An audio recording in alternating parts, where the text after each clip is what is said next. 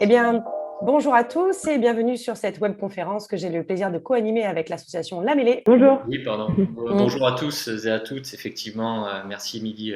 Je ne pensais pas prendre la parole de suite. Ok. La Mêlée, c'est quoi? La Mêlée, c'est une association du coup qui est présente depuis une vingtaine d'années dans la région Occitanie, notamment plus sur le pôle Toulouse et depuis cinq années sur Montpellier.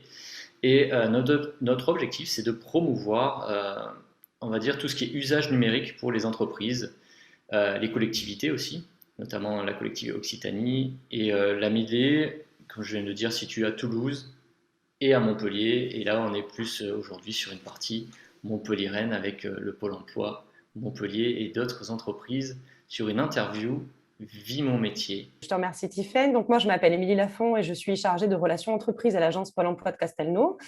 Donc, pour mémoire, les entreprises sur le secteur de Montpellier sont réparties dans les 4 agences de la ville en fonction de leur secteur d'activité. On a par exemple l'agence de Méditerranée qui va gérer hôtellerie, restauration et transport, Mas de Grille, le bâtiment et l'intérim, et Cévennes, la santé et le social.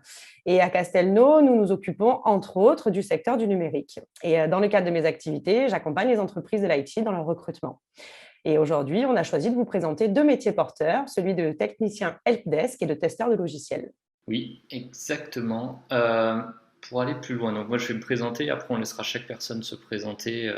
Moi je m'appelle Tiffaine Murat, je suis en fait chef de projet à la Mêlée Montpellier, et sinon je fais partie de l'Institut des neurosciences de Paris et j'accompagne les dirigeants dans le développement de leurs activités et notamment sur la propulsion de leur mindset.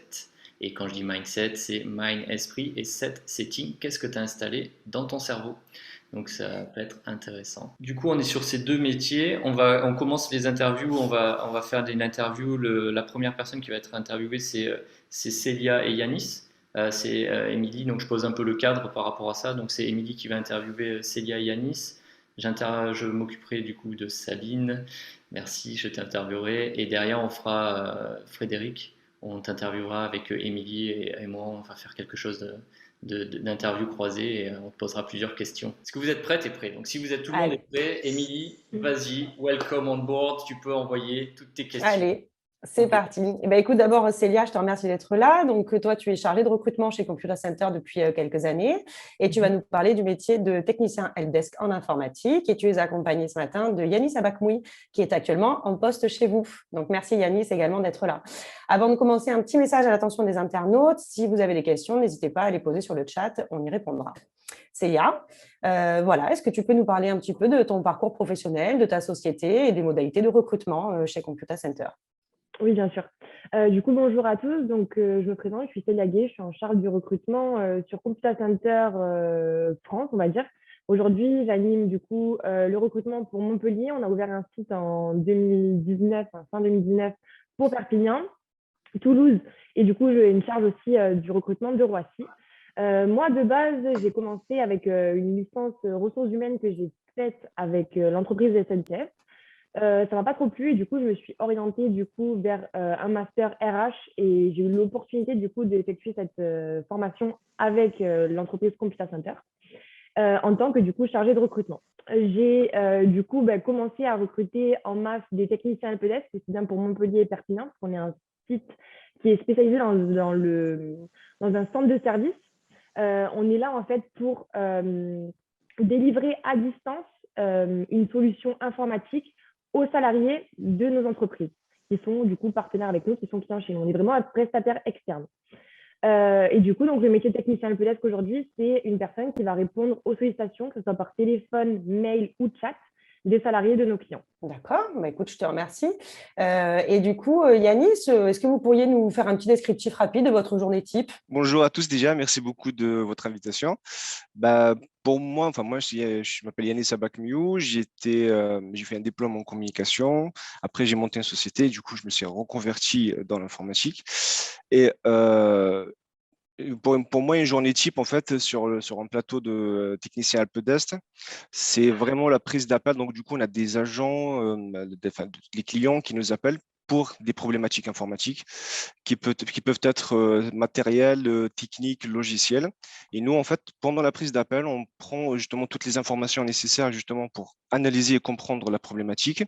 Et à travers justement cette analyse, on apporte une solution, soit en prenant la main directement à distance sur leur ordinateur et du coup faire des manipulations informatiques pour leur résoudre leurs problèmes, soit on fait intervenir justement un technicien pour le changement d'un matériel, en l'occurrence quand c'est une panne par exemple d'ordinateur ou d'imprimante. Mais l'objectif, en fait, c'est vraiment d'apporter une solution dans les médias à l'agent pour qu'il puisse continuer à travailler et faire son travail correctement. D'accord. Merci Yanis. Alors pour le clin d'œil, il faut savoir que Computer Center est en charge de l'assistance dépannage informatique de Pôle emploi.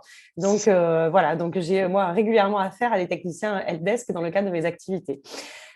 Célia, du coup, à ton avis, quelles sont les compétences nécessaires pour exercer le métier? Et puis Yanis, bien évidemment, je vous demanderai aussi de rebondir après la réponse de Il Célia. n'y a pas de souci. Alors nous, à l'heure actuelle, on recrute sans prérequis de diplôme, de compétences ni d'expérience, parce qu'en fait, on a mis en place avec les collectivités territoriales de la région dans Pôle emploi la POEI, la préparation opérationnelle à l'emploi individuel, qui permet en fait à toute personne intéressée par le monde de l'informatique, donc il faut quand même avoir un petit intérêt pour ce secteur-là, de pouvoir postuler à ce métier de technicien helpdesk et d'avoir en fait une formation qui va compléter les compétences techniques. Donc c'est vraiment un métier qui est ouvert à tous.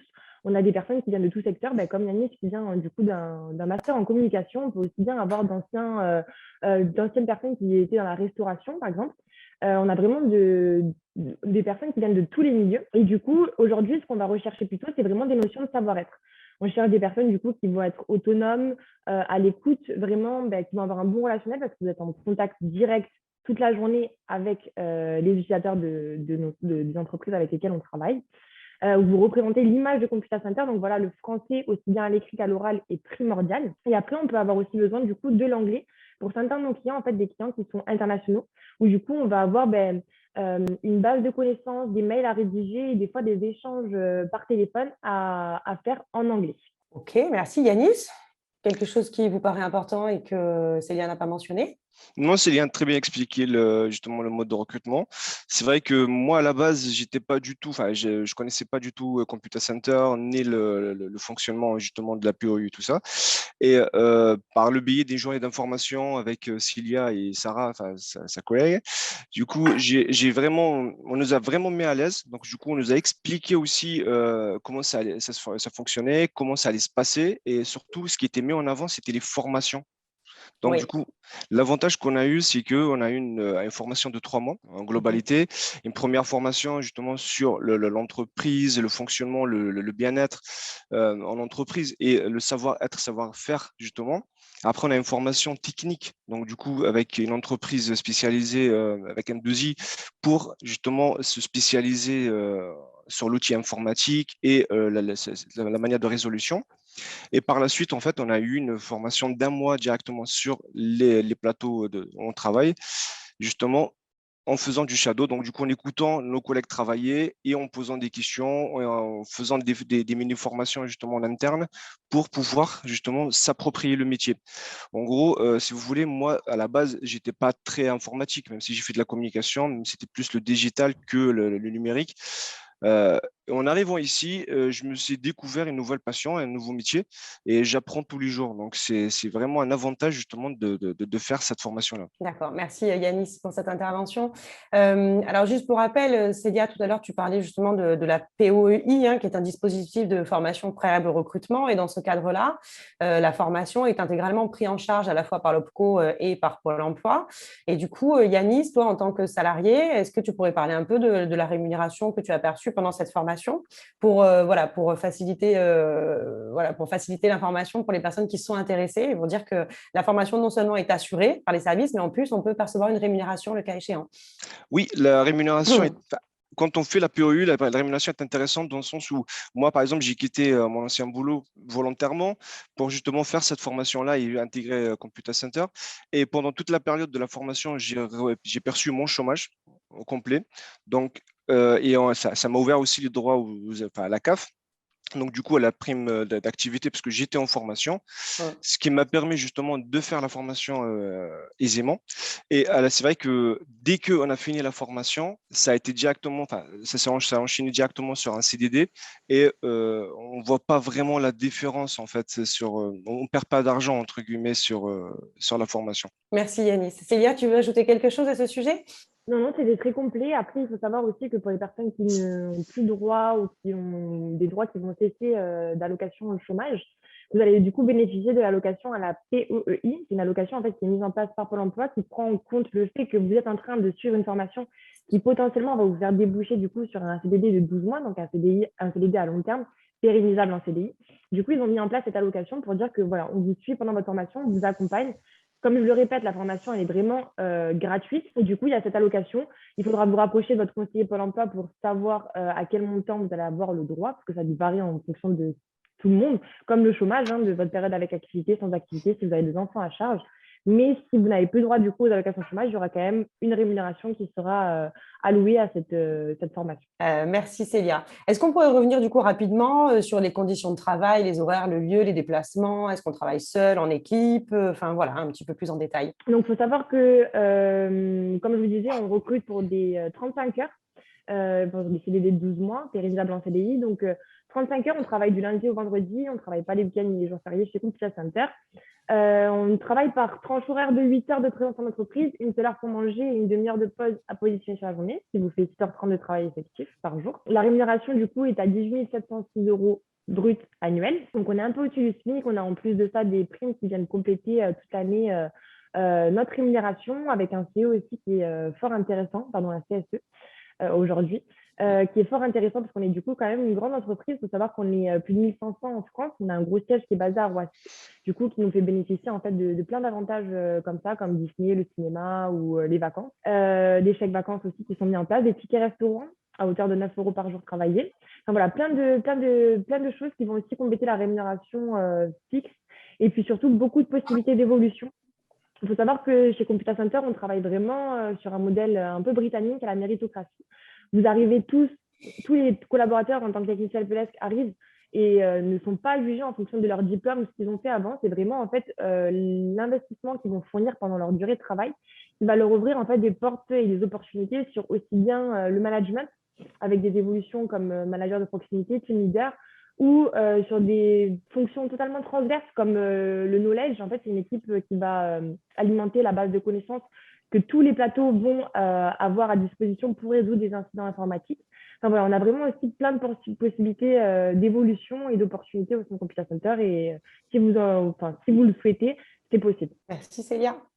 Yanis? Je reviens sur ce que disait Célia. Effectivement, c'est vrai qu'on a beaucoup d'avantages justement en termes enfin, sociaux, si vous voulez, sur Computer Center. On a un CSE qui est très, très, très actif. Du coup, on a énormément de primes durant l'année. On a également justement les avantages sociaux dont parlait Cilia, des offres, comme là actuellement, on vient de recevoir des chèques vacances à hauteur de 150 euros, mais que nous, enfin, on débourse que 50 euros, donc c'est vraiment très avantageux. Et au-delà de ça aussi, c'est vrai que l'avantage d'être ici, pour moi, je vous parle, et je dis pas ça parce que je pense que Cilia n'est pas au courant. Je suis passé, justement, j'ai signé mon CDD début septembre à Computer Center. Je suis actuellement en CDI, donc avant la fin de mon CDD de 12 mois, j'ai signé mon CDI. J'étais call taker, donc du coup, je prenais des appels toute la journée pendant 7 heures par jour. Et voilà, maintenant, depuis 2 mois, je fais de la résolution d'incidents, donc du coup, je prends plus d'appels. En fait, maintenant, on fait des rappels sur des problématiques justement qui n'ont pas pu être résolues directement. Donc nous, on solutionne et on rappelle nos agents pour leur donner la solution. Donc, c'est vrai que l'évolution est très intéressante, à condition, bien sûr, d'émettre de la volonté, de vouloir avancer et de vouloir évoluer. Mais c'est vrai que c'est très intéressant. Merci Yanis. Alors voilà, donc les perspectives d'évolution sont intéressantes sur le métier de technicien helpdesk et c'est la raison pour laquelle les recrutements, j'imagine, sont récurrents aussi chez Computer Center. Du coup, Célia, Yanis, ou les deux, si vous aviez des conseils à donner à quelqu'un qui débute ou en tout cas qui s'intéresse à ce métier, ce seraient lesquels? Célia, si tu veux commencer. Pas de souci. Alors, du coup, pour moi, déjà, il faut savoir qu'avant, enfin, pour le recrutement, on va fonctionner en fait en termes de session de recrutement collective. Donc, on va vous présenter en détail le métier et l'émission. On va vous demander du coup si vous êtes intéressé. À la suite de ça, on va planifier ensemble un entretien individuel. Pendant cet entretien, je pense que déjà, il faut être sûr de soi parce que vous allez être seul face à les utilisateurs. Donc, on va regarder vraiment aussi cette confiance et ce relationnel que vous allez avoir même lors d'un entretien. On va aussi, du coup, vraiment mettre en avant aussi au sein de Computer Center la ponctualité.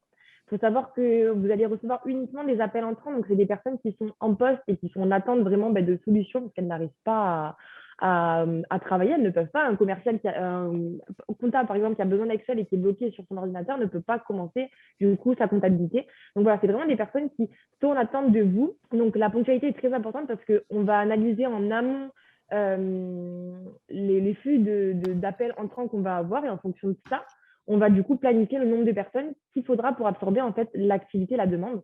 Donc voilà, la ponctualité, on a vu des personnes qui étaient très très efficaces sur leur travail, mais sur qui on ne pouvait pas compter, qui avaient des problèmes d'assiduité, de ponctualité et qu'on n'a pas gardé. Donc ça aussi, si vous voulez réussir chez Computer Center, c'est très important. Et après, voilà, le relationnel, parce qu'on a vraiment mis en place un fonctionnement avec un esprit d'équipe, une ambiance qui fait qu'aujourd'hui, enfin, voilà, l'intégration est très importante de nos collaborateurs et le fait de s'impliquer aussi pour les autres, les tout autant. Merci Célia. Donc, Yanis, quelque oui. chose à ajouter? Oui, donc si je devais donner un conseil justement à une personne qui souhaiterait justement intégrer cette POU et faire justement Computer Center, travailler Computer Center, c'est n'hésitez pas à plonger parce que voilà, on parle des sociétés informatiques. Donc du coup, pour nous, l'informatique, c'est un petit peu mystérieux. On ne sait pas ce que c'est, on se dit que c'est dur, que c'est pas facile. Mais on apprend tous les jours parce qu'on travaille vraiment en collaboration avec les collègues, avec les managers. On est sur des plateaux en open space. Malheureusement, actuellement, avec la Covid, c'est un petit peu délicat, mais il y a la distanciation justement sociale, mais ça n'empêche pas qu'on travaille quand même en collaboration avec les collègues. Donc, moi, je suis sur mon poste. Si j'ai un problème, enfin, quoi que ce soit, quelconque problème, je m'arrête, je demande à l'agent de patienter 30 secondes, je demande des conseils à mon collègue. On a des pilotes qui s'occupent de ça. On a les managers aussi qui sont là pour nous assister. Donc, on a toujours une solution. On n'est pas seul. On ne sera jamais seul jusqu'à ce qu'on soit autonome et qu'on commence à donner des conseils justement aux nouveaux arrivants. Ça, c'est le premier conseil. Donc, n'hésitez pas à venir parce que c'est vraiment intéressant. On apprend tout le temps et ça nous permet justement d'évoluer personnellement parce que ça me permet aussi à moi-même maintenant de réparer mon ordinateur chez moi. ça, Déjà bien. voilà, ça fait des économies et surtout qu'il y a un sens de satisfaction aussi. Comme disait Célia, justement, quand on a un agent, on parlait de Pôle emploi, moi je travaille sur le plateau de Pôle emploi, quand on a un agent qui est, et oui, quand on a l'agent qui est en entretien avec un demandeur d'emploi et qu'elle n'arrive pas justement à ouvrir l'applicatif qui permet de débloquer ses droits et que l'agent, Mm. enfin le demandeur commence à s'énerver, là on a un appel qui est stressant, donc on est justement, ça nous fait plaisir de rassurer l'agent, de rassurer le demandeur indirectement parce que voilà, on résout l'incident directement et d'apporter une solution dans les 3-4 minutes qui suivent. Donc, c'est une satisfaction personnelle au-delà justement de la satisfaction qu'on apporte à l'agent. C'est un petit peu, c'est valorisant pour nous-mêmes et voilà, pour l'équipe aussi, parce qu'après, derrière, enfin, là, on travaille en équipe et le fait justement d'absorber, comme disait Célia, tous ces appels-là et de résoudre énormément de problématiques et d'apprendre tous les jours, parce que quand il y a des incidents majeurs et que derrière, on trouve une solution dans la demi-heure sur peut-être aller 30 000 ou 20 000 agents qui ont le même problème, c'est une véritable satisfaction et voilà, c'est un travail d'équipe. Il y a une cohésion, on est soudés, on évolue ensemble, on avance ensemble. Donc, s'il y a quelqu'un qui veut, enfin, des personnes qui veulent vraiment intégrer, je vous dis bienvenue. Allez-y, d'accord. Voilà. Bah, écoutez, Yanis, merci beaucoup pour votre enthousiasme en tout cas. Donc, Célia, pour résumer, hein, on a dit la ponctualité, l'assiduité, une bonne résistance au stress aussi. Merci Yanis de l'avoir rappelé. Et puis, bien évidemment, des qualités relationnelles qui sont impératives pour exercer ce métier-là. Tiffaine? Oui, je vais intervenir et je vois que Frédéric du coup change de pièce, donc on va lui laisser Oui. change qui nous avait prévenu avant l'interview, donc il change de pièce. Bah déjà, avant de parler, de donner la parole à Sabine, vous avez fait enfin, c'était très inspirant ce que vous avez dit. Effectivement, savoir-être, savoir-faire, et du coup qui passe par le faire savoir derrière pour donner aux équipes. Cette transmission, elle est ultra inspirante et vraiment bravo pour ce que vous faites. Et Mm. Si. continuez, on a besoin de gens comme vous. Et là, je Et suis du coup, enfin, voilà, puisqu'on y est, voilà, pour les personnes, s'il y a des personnes qui nous écoutent et qui sont intéressées par un recrutement de technicien à helpdesk, justement, la prochaine session est prévue pour la mi-avril, donc n'hésitez pas à vous rapprocher de votre conseiller Pôle emploi. exactement Exactement, c'est vrai. une bonne pub, tu as raison. Voilà, tant qu'à le On faire, mettra dans les allons-y. commentaires. Tu as C'est raison. ça. Mm. Et là, je suis vraiment content que Sabine fasse cette interview parce que enfin, il y a des personnes, bon, ok, mais il y a des belles personnes. Et Sabine en fait partie. Et je suis content de pouvoir te faire cette interview. Donc, welcome, comme je dis, on board, Sabine. Est-ce que tu peux te présenter en quelques mots, quelques lignes, quelques phrases? Bonjour, Sabine Carillo-Bégon. Je travaille dans l'informatique de gestion depuis 25 ans maintenant. J'ai commencé comme développeur pendant 1 an. Après, je suis passée responsable qualité du service développement pour lequel je travaillais. Et c'est là que j'ai commencé à mettre en place des méthodes qualité, des méthodes de test, etc. C'était dans l'informatique de gestion déjà à l'époque. Ensuite, j'ai changé de métier. Je suis devenue consultante ERP sur Oracle Application, qui est un gros logiciel de compta-gestion utilisé essentiellement dans les sièges sociaux de grosses sociétés. Mais c'est la mise en place de ces gros logiciels nécessite souvent des développements spécifiques pour adapter le logiciel aux besoins particuliers de l'entreprise. Et donc, on est encore en contact avec des développeurs. Et on doit toujours tester non seulement ce qu'on implémente en paramétrage standard, mais aussi ce qui est développé en spécifique et qui doit se plugger en fait sur le noyau standard du logiciel. Donc c'est dans ce cadre-là, en fait, dans mon métier de consultante ERP, que je suis amenée toujours maintenant à faire des tests à certaines périodes des projets. Alors je ne suis pas testeuse à plein temps du matin au soir, 5 jours sur 7, mais il y a des périodes de projet où je fais du test en grosse quantité. Ouais. Et du coup, ça consiste en quoi le métier du coup, je vais dire testeuse pour. C'est quoi le Pour être métier de inclusif. testeuse, testeuse de logiciel? Alors, dans les tests logiciels, il y a plusieurs types de tests. Il y a les tests applicatifs, où on vérifie le fonctionnement de l'application. Il y a des tests d'IHM, où on vérifie l'ergonomie, la navigation dans les différents écrans. Et puis, il y a des tests techniques, qui sont des tests de charge, donc de traitement de gros volumes, ou des tests en situation dégradée, quand par exemple la bande passante ne passe plus, ou quand il y a beaucoup de consommation de la bande passante par plusieurs traitements en même temps, voir comment les traitements se comportent, ces différents types de tests-là. Moi, je fais essentiellement des tests applicatifs et des tests d'interface homme-machine, enfin d'écran. Il y a différentes méthodes en fait pour faire ces tests. Ces tests peuvent être faits soit en manuel, avec les petites mains sur le clavier et la souris, mais il existe aussi en fait des logiciels qui permettent de robotiser la saisie en automatisant et en pouvant, en enregistrant une session de saisie, la reproduire avec des données X fois pour vérifier avec différents types de données si la saisie fonctionne toujours. Et donc, mon travail habituel quand je fais des tests, c'est déjà de rédiger le cahier de test et donc les scénarios de test. Qu'est-ce qu'on va tester? Pour ça, on se base sur la documentation préexistante, le cahier des charges du client, éventuellement des spécifications détaillées qui expliquent aux développeurs ce qu'on attend de ce qui va être développé et du coup, ce qu'on attend dans le fonctionnement. Donc, on peut se baser là-dessus aussi pour rédiger le cahier de test. Parfois, ces documentations sont manquantes, alors on doit s'appuyer sur des documentations peut-être moins précises, le manuel utilisateur, et faire un peu de la rétro-documentation, c'est-à-dire à partir des documents qui expliquent à l'utilisateur comment c'est censé fonctionner, revenir en arrière et rédiger les cahiers de test sur comment ça aurait dû être testé, quelles sont les étapes à valider pour qu'à la fin, ça fonctionne comme dans le manuel utilisateur. Donc, je rédige ces cahiers de test et ensuite, après, sur différents environnements, au fil des étapes du projet, on déroule ces cahiers de test. Alors, il y a d'abord les tests unitaires qui se font juste après le développement, voire même qui sont faits par le développeur, qui vérifie que les lignes de code qu'il a codées fonctionnent correctement.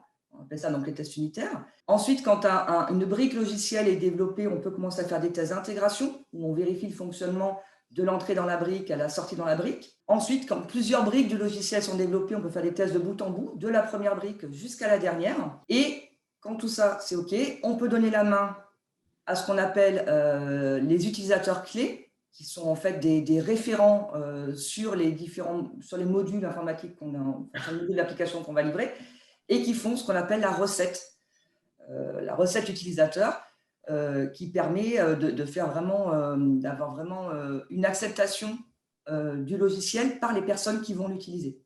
Et c'est ces personnes-là qui, le plus souvent, seront amenées à former leurs collègues ou à servir de contact en cas de problème sur les fonctionnalités par rapport à leurs collègues, parce que c'est donc des utilisateurs référents. Et puis, en cas d'évolution, une fois que le logiciel est mis en place, s'il y a des petites évolutions, alors il faut faire des tests de non-régression, vérifier que la petite modification ou la petite correction qu'on a apportée n'a pas des impacts sur ce qui fonctionnait avant. Voilà tous les types de tests qu'on peut faire sur du test logiciel. Wow, c'est très systémique, chaque Tout à étape est fait. vraiment importante. Donc ok, c'est vraiment intéressant. Du coup, c'est quoi les compétences nécessaires pour exercer ce métier? De la méthodologie, de la rigueur, essentiellement, pour pas laisser passer le petit détail qui fera que le logiciel va planter parce qu'on a oublié une étape dans les tests, ou on a oublié de tester, de passer le cas de test sur un type de données, par exemple. Donc, c'est vraiment très, très systémique, hein, vraiment beaucoup de méthodologie pour rédiger le cahier de test, en fait. Après, pour l'exécuter, mais finalement, le travail le plus long, c'est de rédiger le cahier de test pour être sûr de tout tester. Et non seulement tester tout ce qui doit fonctionner, mais tester aussi tout ce qui ne doit pas fonctionner. Et c'est là qu'il faut prendre en fait de la hauteur pour vérifier que ce qui ne doit pas passer, ça ne passe pas non plus, et que ça génère les bons messages d'erreur, les bons messages d'avertissement auprès de l'utilisateur, de façon à ce qu'au niveau pédagogie, ça fonctionne aussi, que ce ne soit pas juste un gros warning rouge qui clignote, mais que ça explique pourquoi cette opération n'est pas autorisée, ou pourquoi ce type de données ne pourra pas être traité parce que ça n'a pas été prévu pour. Ah ouais, c'est impressionnant. C'est riche. Ah ouais, c'est impressionnant. 25 ans d'expérience. C'est ce qu'on appelle la technique des scénarios aussi, des fois quand on négocie. Donc c'est bravo. Hein. Tout à fait. C'est l'espèce d'arbre et on vérifie qu'on va bien sur toutes les branches, sur toutes les branches finales en fait quand on fait les tests. La branche principale, c'est le scénario. Les petites branches, en fait, c'est les cas. Et si on rajoute les données, on arrive presque aux feuilles de l'arbre, en fait. Ouais, j'aime bien. En plus, l'allégorie de l'arbre, c'est beau. En plus, ça donne un beau fruit en général. Donc, Merci pour l'image. Ouais, comme ça, c'est bien clair. Est-ce qu'il y a une formation spécifique pour exercer cette activité? Alors, il y a très longtemps, j'avais suivi des formations à l'Institut français de la qualité. Je vous avoue que depuis, j'ai pas suivi de formation sur ces sujets-là depuis assez longtemps.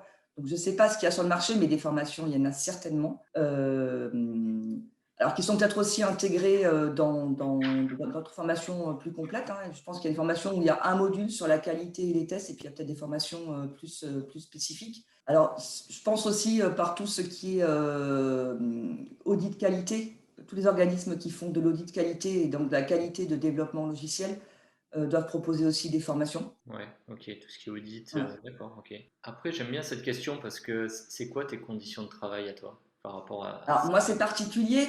J'ai été salariée pendant pas mal d'années. Et puis, depuis 15-16 ans, je suis maintenant à mon compte, donc toujours comme consultante sur le logiciel Oracle Application. Et donc, mes conditions de travail sont très variables. Ça peut être chez le client du lundi matin au vendredi soir, selon les clients.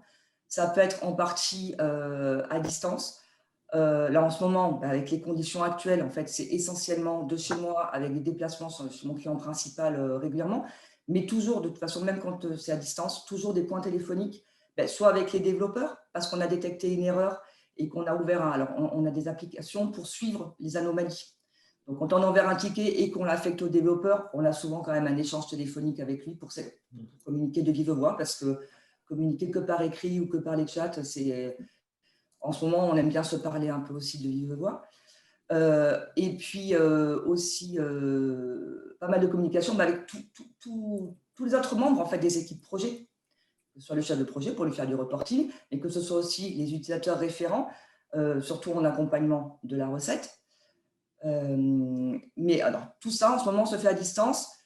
J'avoue qu'il y a des projets où on fait ça dans des salles réservées, où on fait des campagnes de tests. Pendant une semaine, les gens bloquent leur temps.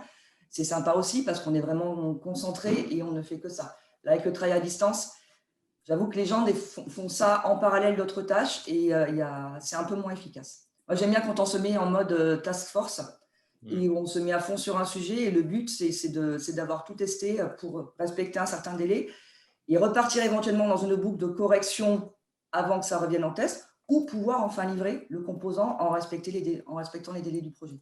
Ouais, je vois. Tu as raison, c'est vrai que pendant cette période, je fais un apport, tiens. Parce que normalement, quand on voit des gens de près, on a ce qu'on appelle l'ocytocine, qui est l'hormone du bonheur qui se crée. Et là, elle se manque, on a ce manque-là d'être devant un écran.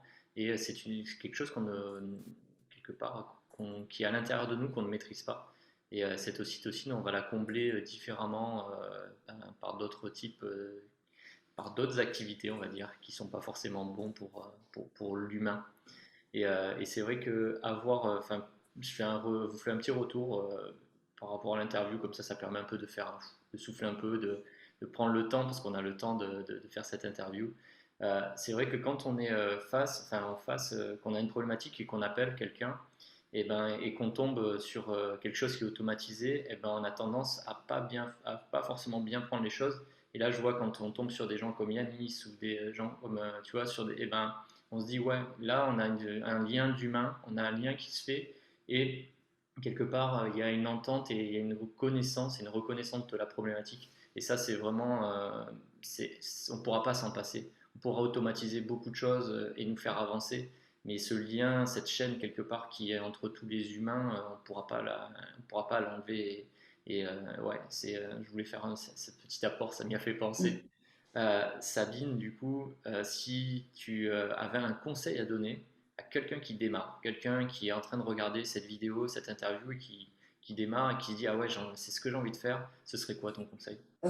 Mon conseil, ça serait déjà quand même de voir s'il y a des formations qui existent si c'est quelqu'un qui n'a pas du tout d'expérience dans le domaine de l'informatique, c'est quand même mieux de se former pour connaître les basiques sur le sujet, pour connaître les différentes méthodes de gestion de projet aussi, puisque les tests ne se font pas de la même façon selon les méthodes de gestion de projet qu'on utilise. Ils ne sont pas obligatoirement au même moment, ils ne sont pas faits obligatoirement par les mêmes personnes.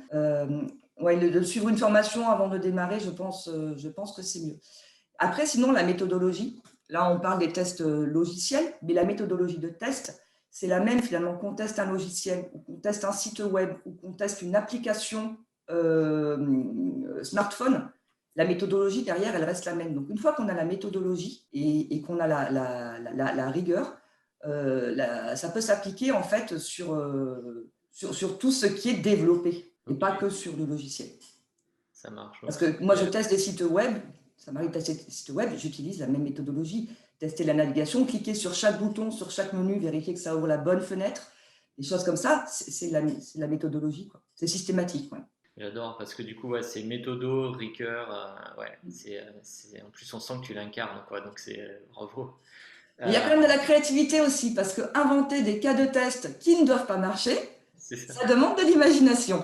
Créativité, je me le note aussi, c'est cool.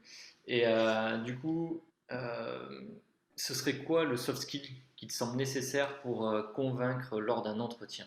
C'est les soft skills dont je parle depuis tout à l'heure, hein, la méthode, la rigueur, le respect des délais aussi, parce que quand on est sur du test logiciel, ça veut dire qu'on est dans un mode gestion de projet et qu'il y a des livraisons qui sont prévues. Donc, on sait que les projets informatiques, souvent les plannings dérapent, donc de respecter les délais au maximum. Le fait de partager les informations et comment dire, d'être assez détaillé quand on fait un rapport d'erreur, par exemple, de donner vraiment toutes les informations à la personne pour qu'elle puisse faire les corrections. Donc, il y a du rédactionnel quand même aussi là-dedans. Ouais, ce que je retiens, c'est méthodo, rigueur, créativité, respect des délais, partage et transparence. Tout à fait, tout à fait. Cool. Bah, bravo en tout cas, merci Sabine. Est-ce que tu veux rajouter quelque chose sur cette interview? Et je t'écoute, on t'écoute. En fait, ce que je vous pourrais ajouter, c'est que l'activité de testeur est une de mes activités, en fait. Mais je sais que dans certaines sociétés, il y a des services de qualité logicielle où les personnes ne font que du test. Donc, là, chez le client chez qui je travaille en ce moment, il y a le service IQ. Il y a des gens qui ne font que les tests d'intégration et qui ne nous donnent le produit que quand il est quand même un peu dégrossi, on va dire.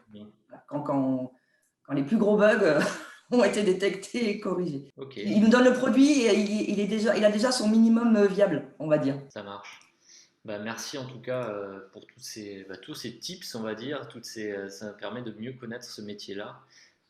Émilie, je te redonne la parole pour poser la première question à Frédéric. Et moi, j'enchaînerai derrière sur la deuxième. Ou tu veux que je fasse la première, comme tu veux? Non, vas-y, je vais faire la première. Frédéric, donc, je vais vous inviter à rebrancher votre micro. Bonne remarque, effectivement. Voilà, donc je tenais une fois de plus à vous remercier de votre présence avec nous ce matin. Et voilà, si vous pouvez nous parler de votre parcours professionnel et de votre entreprise. Donc voilà, en quelques mots. Avec plaisir. Écoutez, merci de m'avoir invité et merci pour les autres témoignages. Je n'ai malheureusement pas pu entendre la totalité de celui de Sabine, mais ça a l'air très intéressant sur tout ce que j'ai pu entendre ensuite. Et pareil pour Célia et Yanis.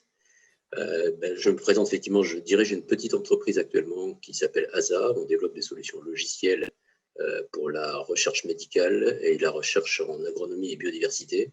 Ça, c'est une première partie. Et en parallèle, on développe aussi quelques solutions logicielles pour l'enseignement supérieur.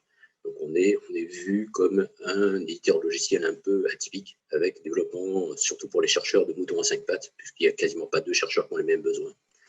Et on cherche quand même à en vivre, ce qui n'est pas franchement facile. Voilà. Et concernant mon parcours, alors il est un petit peu plus long que le vôtre, parce que visiblement, quand je regarde vos visages, je pense avoir quelques années de plus.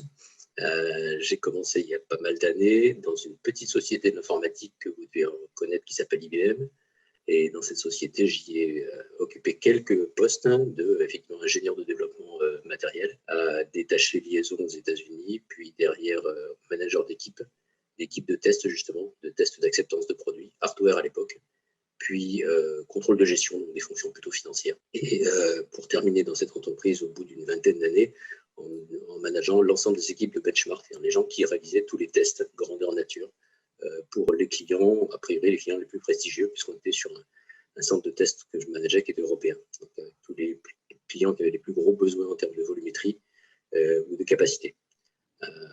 Je l'ai quitté il y a un peu plus de 15 ans et j'ai créé une petite start-up qui aujourd'hui est toujours start, mais pas toujours up, et qui globalement aura 15 ans après-demain finalement, et dans lequel on se régale à développer des solutions dont je viens de parler. Voilà. Merci Frédéric déjà pour ce partage, j'aime beaucoup.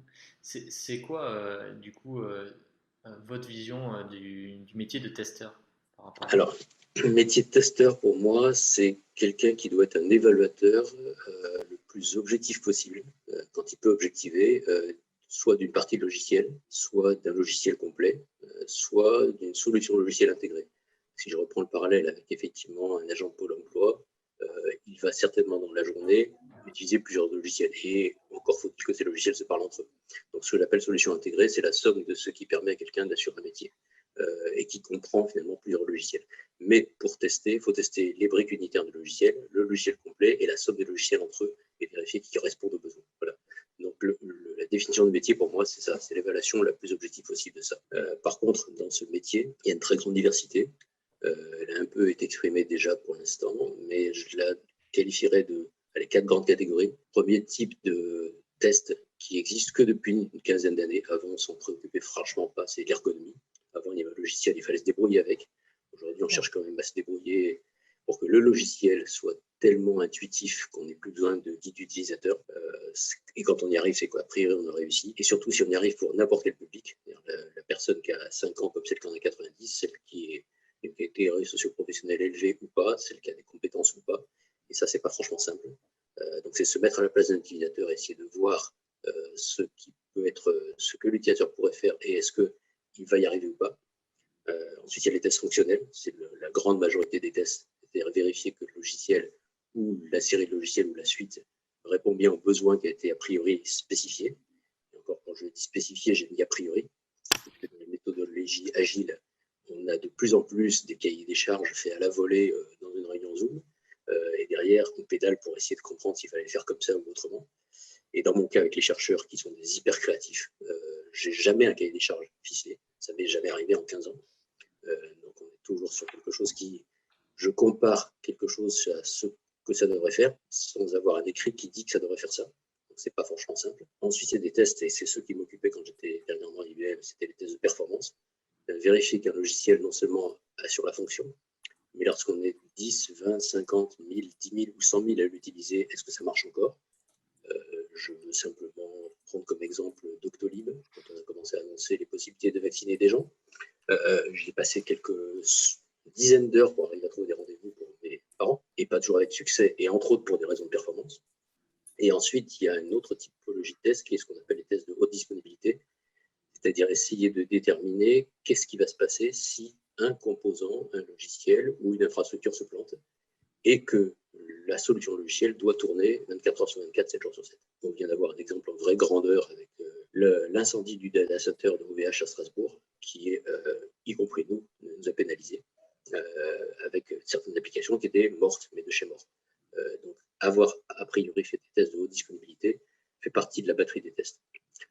En général, les deux derniers tests, performance et haute disponibilité, sont plutôt réservés aux grands comptes qui ont des besoins très ambitieux d'un point de vue logiciel.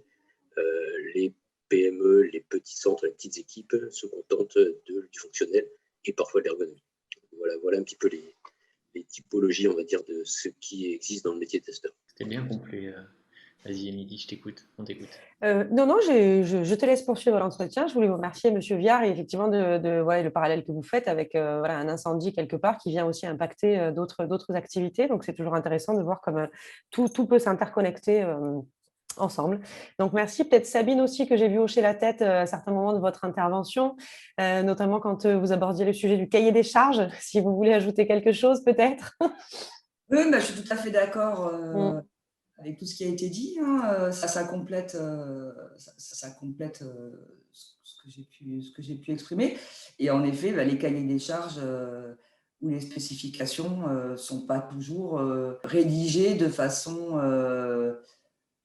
complète et explicite. Donc, il arrive que les développeurs, développent ce qu'ils ont compris. Et ce n'était pas exactement ce que l'utilisateur avait exprimé.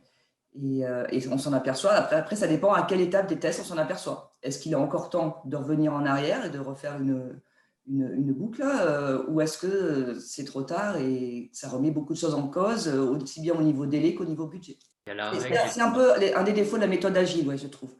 Le fait que, comme on est agile, on formalise moins. Et si on formalise moins, c'est plus difficile après d'appliquer la méthode sur quelque chose qui n'a pas été formalisé. On perd en précision, du coup. Alors effectivement, oui, il est clair que surtout dans les projets sur lesquels Sabine semble travailler, je pense que c'est hyper important, parce que vous avez certainement des deadlines, des dates limites à respecter. Moi, j'ai l'avantage de travailler dans pas mal de cas avec des chercheurs qui ont globalement l'éternité devant eux.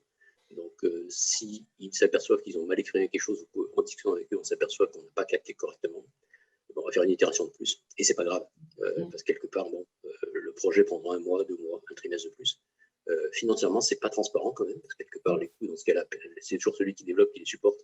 Il est rare que le chercheur aille trouver un budget additionnel, mais globalement, on n'a pas forcément cet objectif de date limite à laquelle il faut livrer coûte que coûte, quitte à livrer quelque chose qui n'est pas parfait et qui ne correspond pas aux besoins. Parce que je pense que dans certains cas, on est obligé, si on veut tenir un délai, d'arriver à livrer quelque chose d'imparfait, et là, il y a une frustration de la part des testeurs, bien sûr, mais de toute l'équipe, à la fois celle qui reçoit et celle qui a développé. Même si on planifie immédiatement une V2 assez rapidement, la V1 peut apporter une résistance au changement de la part des utilisateurs, parce qu'ils n'ont pas ce qu'ils attendaient. Et ils vont avoir tendance à dire c'était mieux avant, c'était mieux ce que j'avais avant, je savais comment ça fonctionnait, ça faisait tout ce que je voulais. Là, j'ai quelque chose de tout neuf, mais qui n'est pas complet, qui ne fonctionne pas comme je veux. Je ne sais pas quand c'est que j'aurai quelque chose qui correspond à ce qu'on m'avait promis. Oui, et le pire à ce stade, effectivement, c'est d'arriver vers la perte de confiance. C'est-à-dire que l'utilisateur, voire même l'équipe décideur qui a décidé d'investir dans cette solution logicielle, perd confiance. Et là, on rentre dans une spirale infernale. de chercher les coupables alors qu'il faut chercher la solution. Et puis surtout, après, du coup, c'est les gens comme Yanis derrière qui vont avoir des problèmes au niveau de la gestion des utilisations, hein. Donc, Exactement. Du coup, il faut être vigilant aussi. Je trouve que c'est intéressant de voir comment tout va s'interconnecter dans les secteurs du numérique et sur vos deux métiers notamment. Pour que ça ait été testé correctement, pour que Yanis derrière puisse aussi débugger les machines plus facilement. Hein, Yanis? C'est vrai. Et on Voilà. travaille justement en collaboration avec les concepteurs de logiciels et d'applicatifs. Donc, c'est à des niveaux supérieurs, mais on communique avec eux directement pour justement faire avancer et résoudre certaines problématiques qu'on a, nous, en direct. Ouais. Donc, ça veut dire aussi qu'il faut qu'on en laisse un petit peu les erreurs. Exactement, voilà. Et un bon boulot. C'est ça. On est d'accord. C'est du travail. C'est ce qui fait notre travail, ouais. Yanis, il n'y a pas de lieu de s'inquiéter. De toute façon, personne n'est parfait, donc on ne fait jamais de solution parfaite. Donc, il y aura toujours besoin de votre travail. Il vaut mieux être complet que parfait. Du coup, c'est quoi la compétence, ou non, les compétences nécessaires pour exercer ce métier? Alors, pour moi, ça peut très très varier, justement. Je dirais, si on parle des tests de haute disponibilité et de performance, c'est clairement une très grande compétence informatique. Je me rappelle que les techniciens et ingénieurs que je dirigeais lorsque j'étais IBM dans ce genre d'activité, on a des gens de très grande pointure, avec une très grande formation initiale et une grande expérience complémentaire en entreprise. Par contre, si on parle de tests fonctionnels ou de tests ergonomiques, on peut se permettre d'avoir des gens qui ont, côté ergonomique, simplement des capacités de graphisme, des capacités d'intuition. Ça suffit largement. Il n'y a pas forcément une compétence considérable, même s'il existe en France de très bonnes écoles allant jusqu'au Master 2 pour la partie ergonomie, ce qu'on appelle UI, UX, donc interface utilisateur et expérience utilisateur. Pour la partie test fonctionnel, dans mes équipes en général, ce que je cherche à avoir comme compétence, c'est plutôt des gens qui ont des compétences fonctionnelles en soi, pas forcément informatiques, et qui peuvent se mettre à la place de la personne qui va utiliser. Donc, quand on fait un développement en diagnostic médical, je cherche plutôt à avoir quelqu'un qui a des compétences en biologie moléculaire et en biochimie plutôt qu'un super informaticien.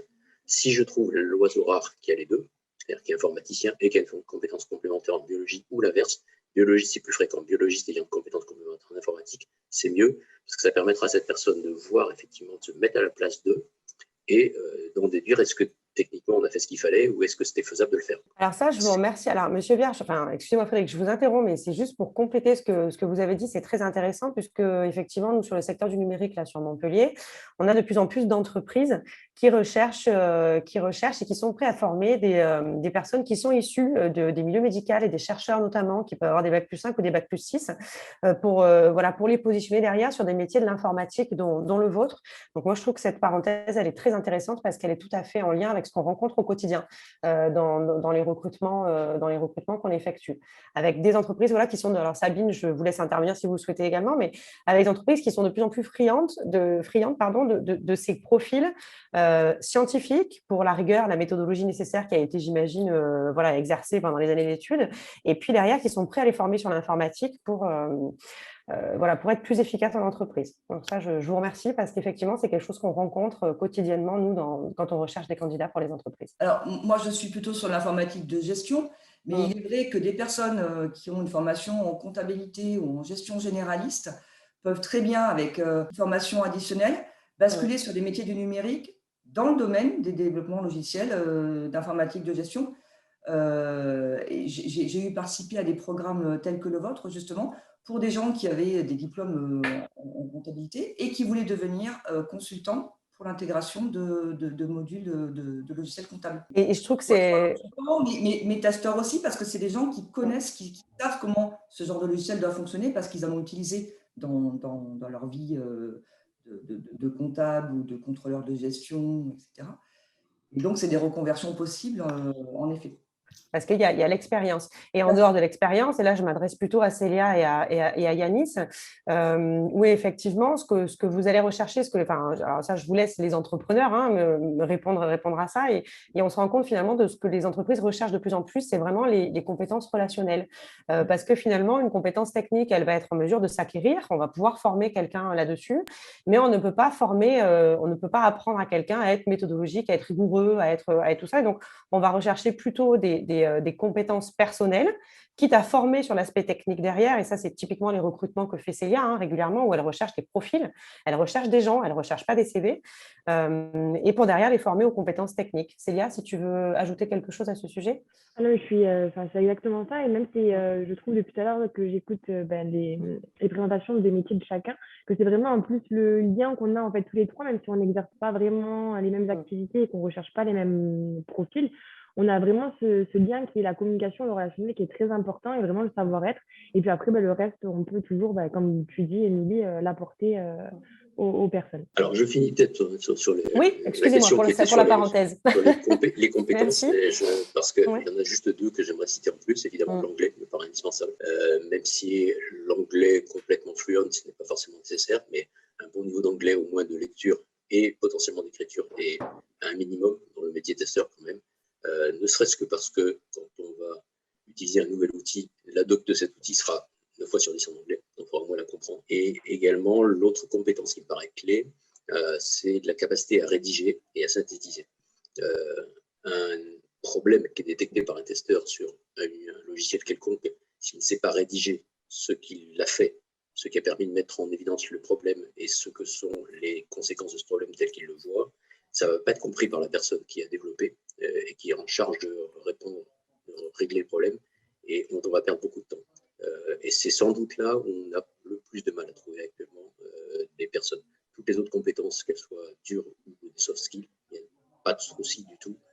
Par contre, trouver facilement des personnes qui spontanément savent rédiger de façon synthétique en quelques lignes quelque chose qui est finalement l'apanage du métier de journaliste, pour faire simple, ça, c'est pas évident. Merci Frédéric.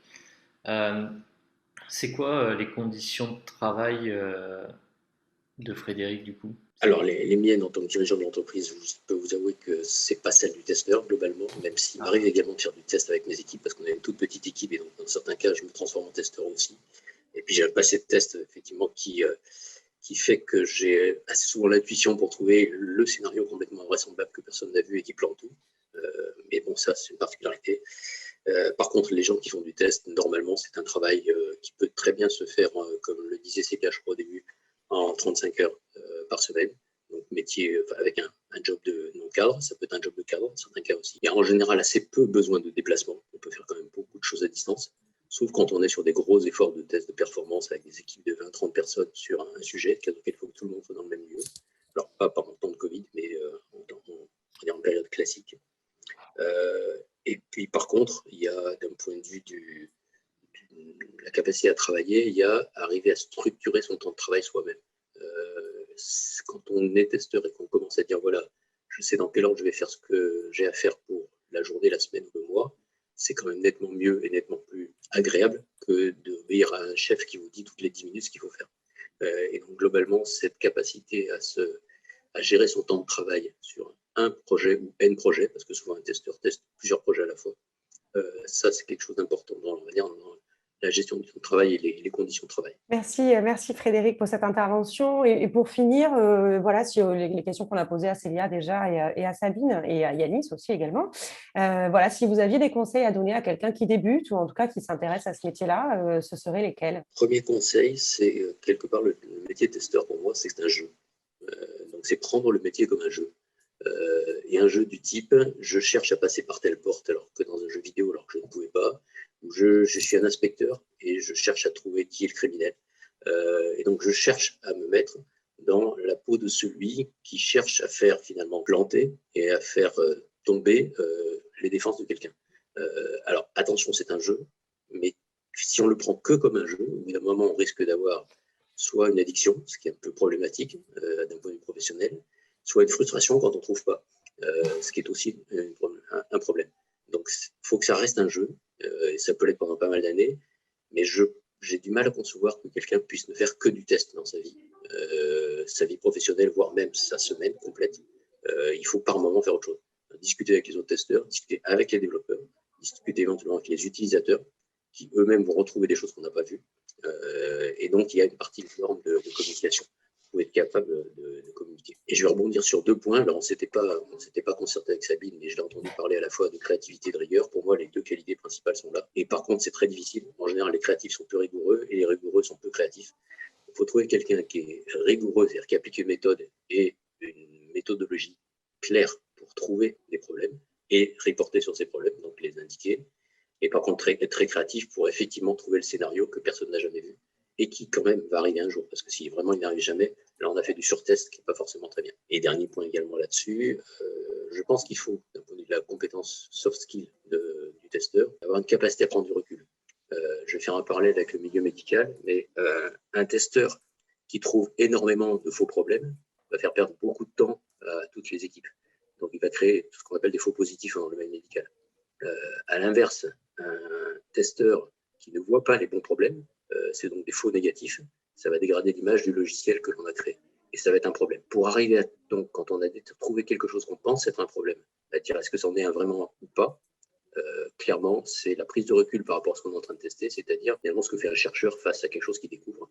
Essayer de regarder ça comme une boîte noire en disant qu'est-ce que j'en pense, est-ce que ça fonctionne comme prévu ou pas, et arriver derrière à dire si je suis persuadé que je vais écrire un problème et donc je vais entraîner les équipes de développement à essayer de corriger ça, de le comprendre et j'aurai protégé les utilisateurs. Ce qui est important aussi, je pense, c'est de savoir prioriser, de savoir évaluer la gravité et la priorité des anomalies qu'on peut trouver. C'est exact. C'est vrai qu'on ne l'a pas cité, mais à chaque fois qu'on fait un reporting sur un problème, on va lui donner un niveau de sévérité.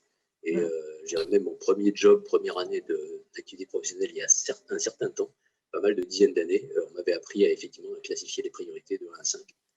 Et aujourd'hui, on est pratiquement sur les mêmes. La sévérité et la priorité étant deux choses différentes. Et c'est la combinaison des deux qui détermine l'urgence de la correction. Merci pour cet apport. C'était ultra précis. Merci à vous tous. Et j'aime beaucoup parce que du coup, vous avez parlé de créativité et de logique quelque part. Donc, on active cerveau droit, cerveau gauche, et que ce soit et dans le testeur de logiciel et pareil. Du coup, pour le métier qu'a Yanis et Célia, et même Célia dans son recrutement, elle a une partie logique de se dire alors il faut que ça rentre dans telle case, telle case, telle case, et puis elle a sa partie créativité de se dire ah ouais, on recrute du savoir-être, donc c'est vraiment, on est en condition avec notre être. D'ailleurs, on a dit savoir-être. Moi, c'est ce que je retiens notamment de cette interview. J'allais dire en un mot, mais en fait, c'est 2 mots. C'est savoir-être, quoi. Et vraiment, merci à tous. Émilie, est-ce que tu peux peut-être présenter les éléments où les gens peuvent se connecter via Pôle emploi, des choses comme ça? Alors oui, j'allais y venir. Donc effectivement, moi, j'invite tous les internautes à consulter d'une part les offres d'emploi sur le site pôle emploi.fr, parce qu'il n'y a pas que les clients Pôle emploi, hein, on a aussi des sites partenaires. Et donc sur lequel vous allez retrouver les offres de testeurs de logiciels, les offres de techniciens helpdesk qui sont assurés notamment par Célia Computa Center, mais il y en a d'autres. Et vous retrouvez aussi via le site Pôle emploi toutes les offres de formation auxquelles vous pouvez prétendre si vous le souhaitez et si vous souhaitez vous former à ces métiers. Voilà, c'était la question, Tiffany? Exactement. Exactement, c'est parfait. Exactement, et j'aime quand on répond comme ça, tac au tac.